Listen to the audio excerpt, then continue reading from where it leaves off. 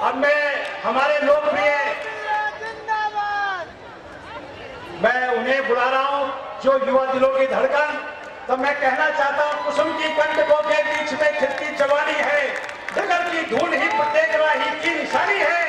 युगों से कह रही धरती, युगों से सुन रहा अंबर, इनकी जिंदगी ही एक विकास की कहानी है। भारत माता की दोनों हाथ मिलाकर जय जय सिया राम।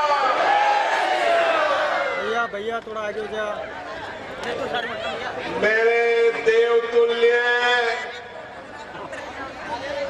परिवारजनों, मैं आपको प्रणाम करता हूं।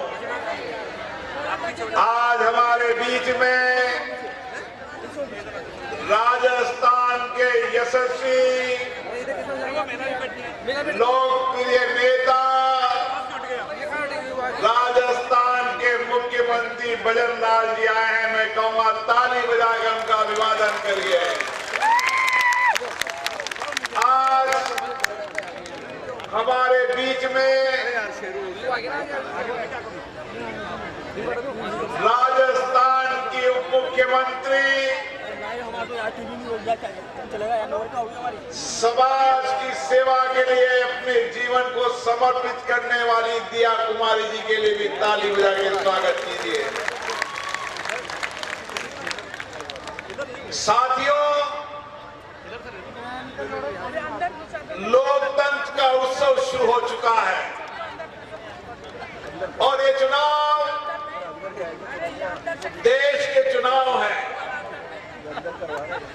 पिछले 10 सालों के अंदर हमारे प्रधानमंत्री ने देश के अंदर एक बड़े बदलाव के साथ नए भारत के उदय के रास्ते को बनाने का काम किया है। आज दुनिया के अंदर भारत की ताकत बढ़ी है और दुनिया के अंदर सबसे लोकप्रिय नेता हमारे प्रधानमंत्री हैं। जिंदाबाद जिंदाबाद जिंदाबाद। उन्होंने जनता के विश्वास भरोसे को जीता है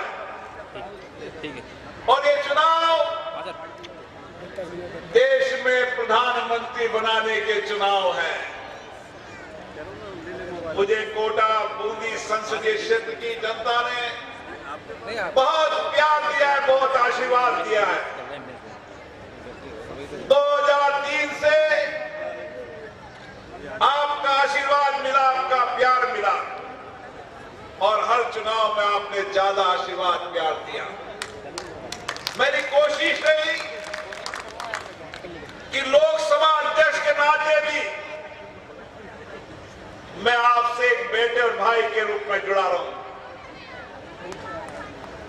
जब कभी आपदा संकट आया तो आपका बेटा आपके साथ खड़ा रहा। कोरोना का संकट सबसे वैश्विक संकट था, रात को नींद नहीं आती थी। अरे बेटे किससे लेनी? कब वोट रहेगा न रहेगा। लेकिन ये परिवार है जिस परिवार ने आपस में संभाला वसुदेव कुटुंबकम की तरह। और कोटा बूंदी संसदीय क्षेत्र के अंदर न हमने ऑक्सीजन की कमी आने दी, न दवाइयों की कमी आने दी। राजस्थान के गृह मंत्री आकर मुझसे मिले, उन्होंने कहा बिरला जी आप अध्यक्ष हो, राजस्थान में ऑक्सीजन की कमी है। मैंने माननीय प्रधानमंत्री गृह मंत्री से बात की, उन्होंने कहा बिरला जी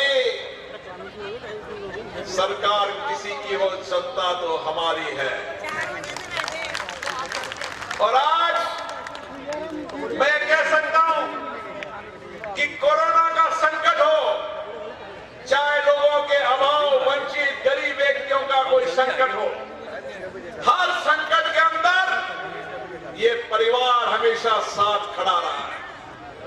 मैं उन लोगों से पूछना चाहता हूं जो 10 साल के सवालों की बात करते हैं, एक मानवीय संवेदना का काम बता दे कि लोगों के सुख दुख के भागीदार के रूप में कभी खड़े हुए हों। चाहे वो सुपोषित महाअभियान हो, चाहे एक मुट्ठी अनाज हो, चाहे कोरोना का संकट हो, चाहे धूप में खड़ा हुआ मोची हो, चाहे ठेले पे काम करने वाला मजदूर हो, सबकी चिंता करने का काम इन कार्यकर्ताओं ने किया। अगर हॉस्पिटल में चले जाए, कंबल रजाई लेके नहीं आए, तो उसकी उपलब्धता का काम भी उन्होंने किया है। एक एक अभाव जो अभाव देखे, उन अभावों को पूरा करने का काम इस परिवार के लोगों ने किया है। राजनीति के अंदर सवाल उठाने के पहले सवाल पूछें कि आपको भी बहुत मौका दिया था, आपको भी बहुत समय दिया था, आपको जनता के विश्वास करे पर क्यों नहीं उतरे? और ये क्षेत्र, जिस क्षेत्र के अंदर मैं खड़ा हूं, उस क्षेत्र की बात भी करूंगा। मैंने मुख्यमंत्री को सारा विषय बताया है, लेकिन कोटा की धरती पर जितने केंद्र के काम थे, चाहे रेलवे स्टेशन हो, नेशनल हाईवे हो, पासपोर्ट कार्यालय हो, टिबल IIT हो, और एक बड़ा मुद्दा कोटा का एयरपोर्ट का भी है, जिसके बारे में मुख्यमंत्री जी ने कहा है। प्रधानमंत्री जी पिछली बार विधानसभा के अंदर कहा था कि राज्य सरकार की रुकावट के कारण एयरपोर्ट नहीं बना, लेकिन अब समय आ गया है। जैसे ही राज्य सरकार आई, 9 महीने तक पैसा जमा नहीं कराया, मुख्यमंत्री भजनलाल बनते ही 20 दिन में पैसा जमा कराकर एयरपोर्ट की क्लियरेंस हो। अब एयरपोर्ट का रास्ता बाधाएं दूर हो चुकी है। जैसे DPR बनने के तैयार होगी, एयरपोर्ट का काम शुरू होगा। कांग्रेस जानती थी अगर हमने समय पे पैसा जमा करा दिया तो ये एयरपोर्ट का श्रेय भारत के प्रधानमंत्री लेंगे, इसलिए कांग्रेस ने जानबूझ के इस एयरपोर्ट को लटका कर झटका कर रखा। लेकिन समय बदलता है साथियों, वक्त का इंतजार हुआ, सरकार हमारी आई है। आप चिंता मत करो, विश्वास रखो। 5 साल के अंदर केंद्र का ऐसा कोई विषय नहीं जिस विषय पर बैठकर मैंने माननीय मंत्री लोगों से बात नहीं की हो। और हर बार जब लोकसभा में बैठता था, एक मंत्री से, चाहे हॉस्पिटल के अंदर कोरोना की जांच की VR3 की लैब हो, केस लैब हो, चाहे हॉस्पिटल का विस्तार का प्रश्न हो, चाहे गरीब के इलाज का प्रश्न हो, हर गरीब का इलाज कोटा से दिल्ली कराने का काम आपके परिवार के लोगों ने किया। कोई गरीब व्यक्ति नहीं कह सकता कि मुझे एम्स के अंदर दिक्कत आई, जयपुर के अंदर दिक्कत आई, कोटा के अंदर दिक्कत आई। धन का अभाव सरकार की तरफ से हो सकता था कांग्रेस के समय में, लेकिन हमने जनता के धन से भी लोगों का इलाज कराने का काम किया है। आप एक व्यक्ति का इलाज, एक व्यक्ति के अभाव की बात कर लें, ये सड़क, रोड, पानी, बिजली, ये बुनियादी सवाल है। ये सरकार के काम में जो चलते रहते हैं, मानो हाईवे बना है तो सरकार बनाती है। मोदी जी की योजना हमारी योजना अलग से क्या हो सकती है? हमारी योजना तो सामाजिक संवेदना अभाव की हो सकती है, बाकी योजनाएं तो सरकार की होती है, और सरकार की सारी योजनाओं को करने का काम किया है। एक सवाल मेरे मन में इस इलाके में आता हूं जब रहता है, इस इलाके की कॉलोनियों के अंदर पीने का पानी नहीं, रोड कनेक्टिविटी नहीं, नालियां नहीं। 5 साल तक इस इलाके की कॉलोनियों के लोग तरसते रहे, लेकिन एक तरफ एक विधानसभा के अंदर पक्षपात तरीके से जल लगता गया। लाडपुरा की MLA बीजेपी की थी, यहां पर एक काम नहीं होने दिया।